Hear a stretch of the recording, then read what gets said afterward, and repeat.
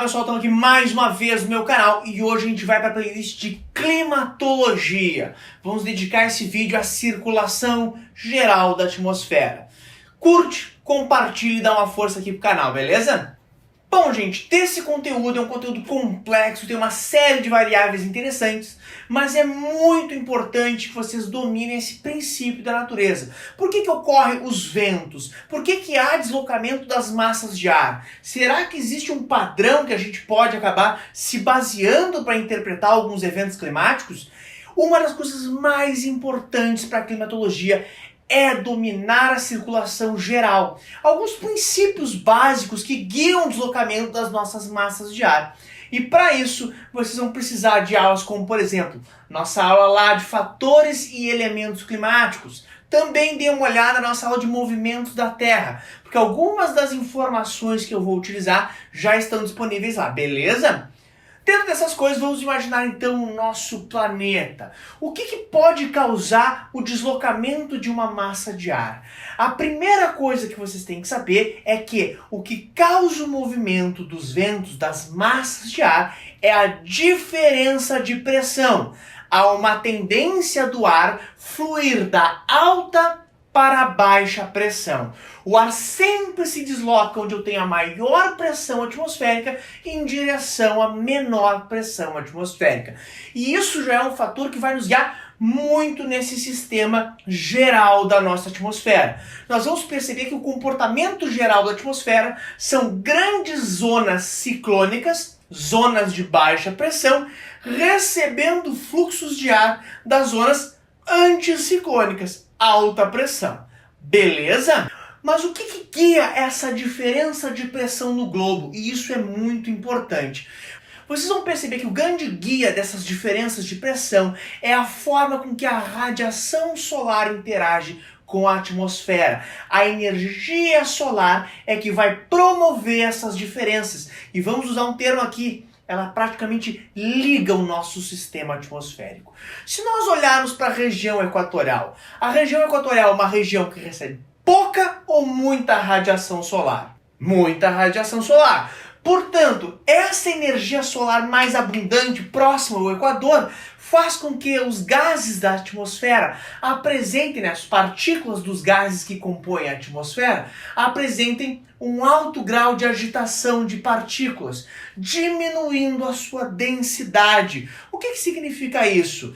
Que os gases da região equatorial apresentam expansão, ficam mais leves e começam a apresentar um movimento ascensional. Não é à toa que na região equatorial a nossa atmosfera de fato é mais alta, passando de 15 km de altitude. Isso tem muito a ver com a energia disponível da radiação solar. Esse processo de uma atmosfera mais leve, menos densa e mais alta faz com que a pressão na região equatorial seja uma das pressões mais baixas do globo. Ar aquecido, a ascensão alivia a pressão do ar neste espaço. Então a primeira coisa que eu gostaria que vocês registrassem, a região equatorial apresenta a tendência a ter baixas pressões atmosféricas.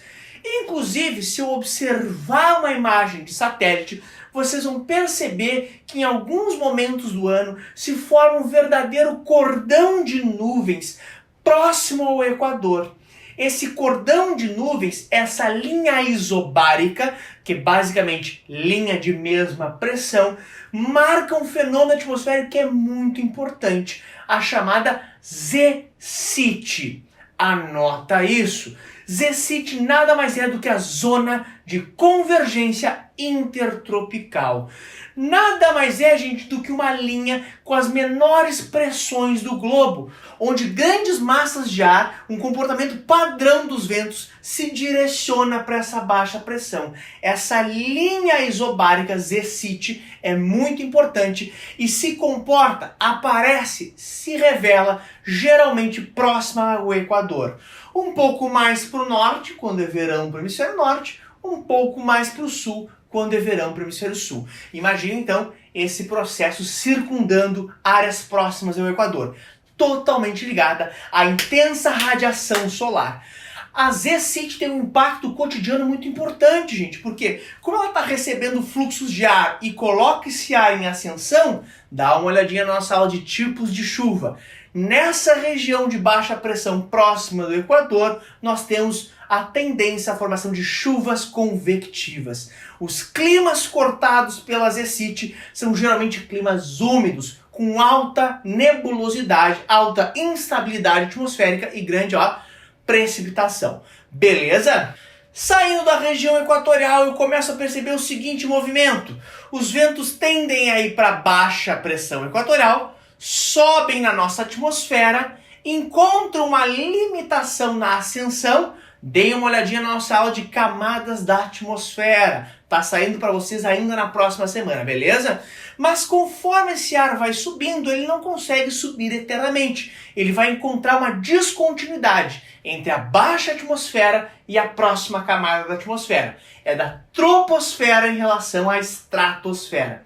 Essa descontinuidade faz com que os ventos ascendam, não consigam passar, extravasar para a estratosfera e acabam fazendo um movimento de retorno e depois um movimento descensional. Forma-se então uma ascensão no Equador, sobe até a tropopausa, a transição entre a troposfera e a estratosfera, faz um movimento descensional e acaba, pressionando, aumentando a pressão próxima ao 30 graus de latitude. Reparem então, gente, que eu já tenho dois pontos importantes do nosso sistema atmosférico. A baixa pressão equatorial e o retorno dos ventos que subiram no Equador, pesando, pressionando a região próxima ao 30 graus. Se vocês perceberem, prestarem bem atenção, forma como se fosse uma célula de circulação, não é verdade?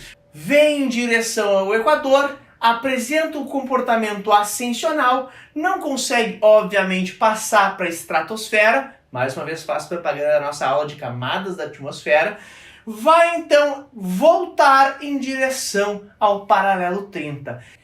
Essa célula de circulação é muito famosa e foi proposta por George Hadley, ainda no século XVIII. Então é muito interessante que a gente tem um padrão, um princípio atmosférico muito famoso, formando a famosa circulação tropical. O vento sobe, o ar sobe no Equador, bate na troposfera e desce na região do paralelo 30.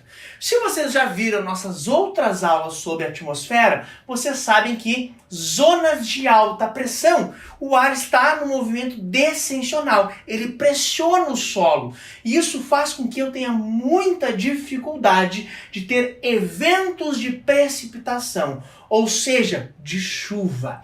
Lugares, esse cordão de alta pressão, causado por um movimento contrário da célula de Hadley, faz com que na linha do paralelo 30 eu tenha a formação de grandes desertos. A gente vai ver o deserto australiano, a gente vai ver desertos na África, a gente vê também, se a gente falar do hemisfério norte, deserto do Saara. Percebemos que diversos desertos pelo globo são causados por essa alta pressão atmosférica, formada, no todo dessa célula de Hadley. Beleza?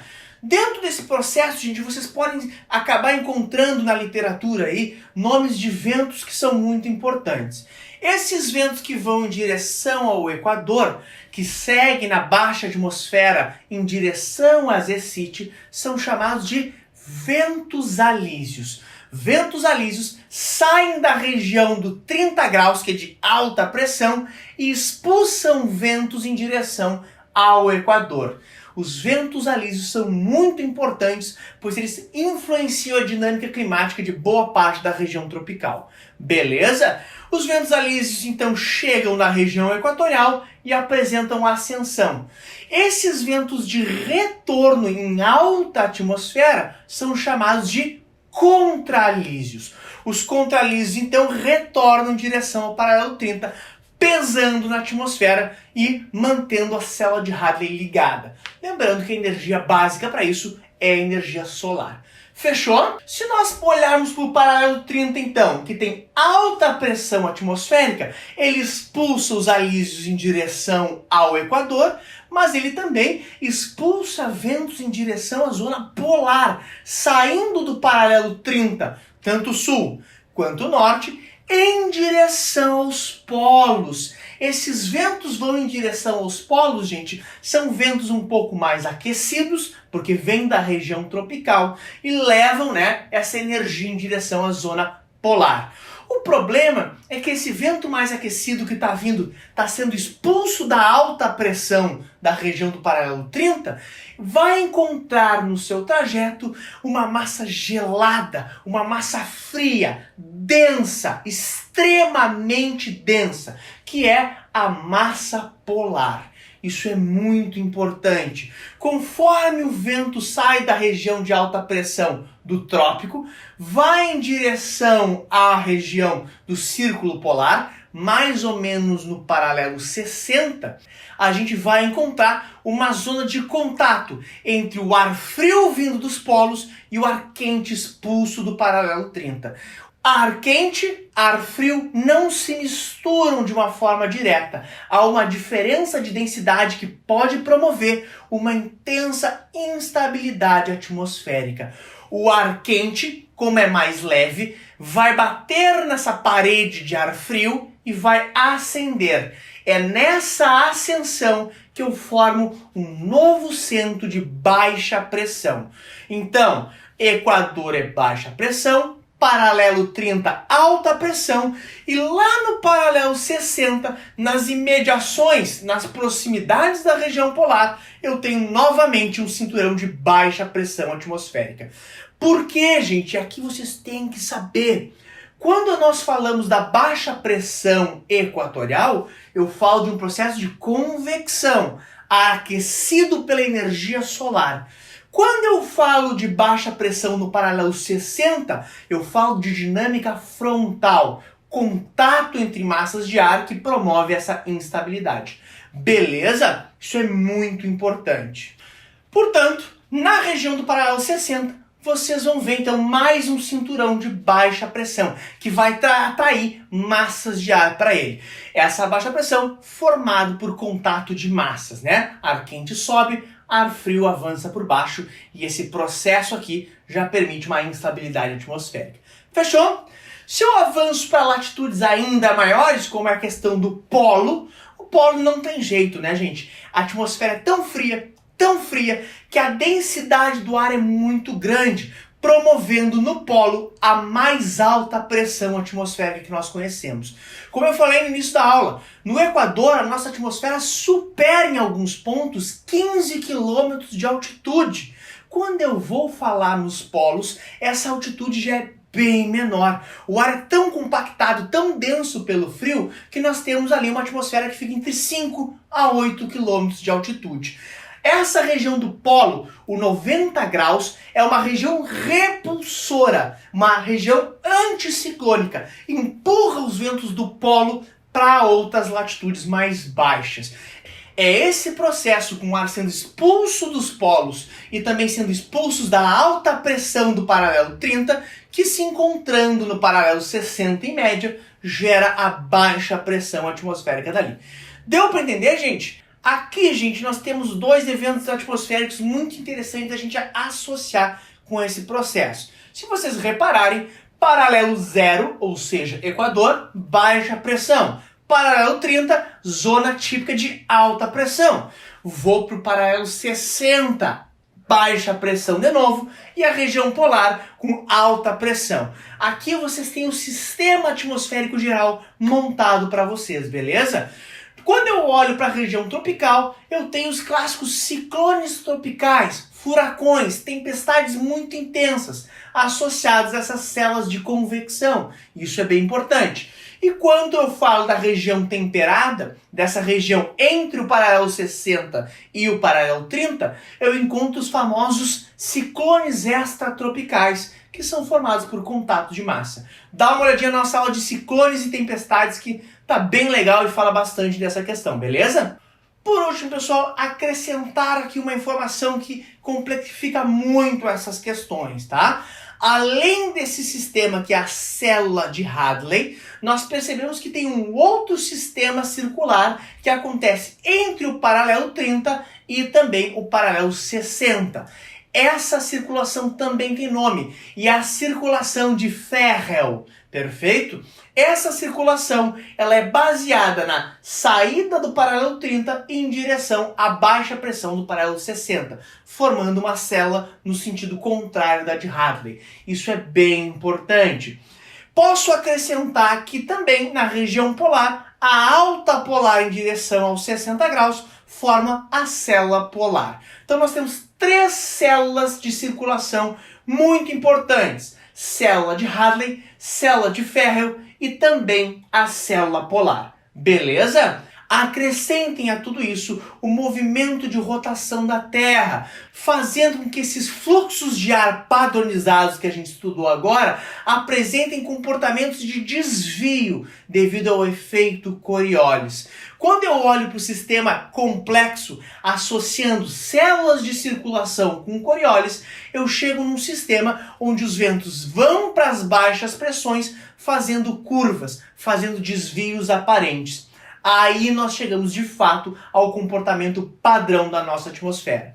É a partir da compreensão desses desvios aparentes da Coriolis que nós vamos ter os famosos ventos de oeste e os ventos alísios que eu já havia mencionado. Os ventos de oeste são esses que saem da alta pressão do 30 graus em direção à zona polar. Porém, como a Terra está girando, em vez de eles irem perfeitamente em linha reta, eles vão sofrer desvios aparentes. Beleza, gente? Pessoal, qualquer dúvida que vocês tenham tido, que vocês precisem, esse conteúdo é complexo, comenta aqui embaixo que a gente responde, ou também nos segue no Instagram. Beleza? Lá a gente consegue responder várias perguntas e dúvidas dos alunos, ou até propõe gravar um vídeo de tirar dúvidas. Fechou? Agradeço muito a atenção de vocês que chegaram até o fim do vídeo. Curte, compartilha e dá uma força pra gente. Valeu!